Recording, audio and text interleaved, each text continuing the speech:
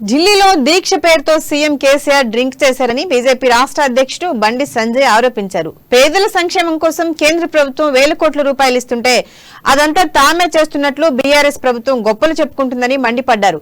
రాష్ట్రాన్ని అభివృద్ధి చేయడానికి డబ్బులు లేవు గానీ లిక్కర్ వ్యాపారం చేయడానికి ఎక్కడి నుండి వస్తున్నాయని ప్రశ్నించారు.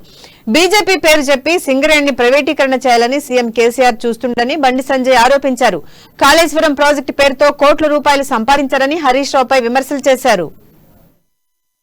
అక్కడ విద్యార్థి సంఘాలన్నీ కూడా ఆందోళన చేస్తున్న క్రమంలో వాటిని చల్లబరచడానికి మెరుగైన వైద్యం అని చెప్పించి హైదరాబాద్ పంపడం, దాని తర్వాత సంబంధిత యూనివర్సిటీ అధికారులు ఒక రకంగా మాట్లాడము, తల్లిదండ్రుల యొక్క అనుమానాలు ఒక రకంగా ఉండడం, ఇవన్నీ కూడా చూస్తుంటే అనేక అనుమానాలు తవ్విస్తున్నది. వాళ్ళ తండ్రి చెప్తున్నాడు, వీడు ఇంతకుముందు ఈ ఒక్క అమ్మాయి కాదు అనేక మంది అమ్మాయిలను ఈ విధంగా ఇబ్బంది పడుతూ ఉన్నారు.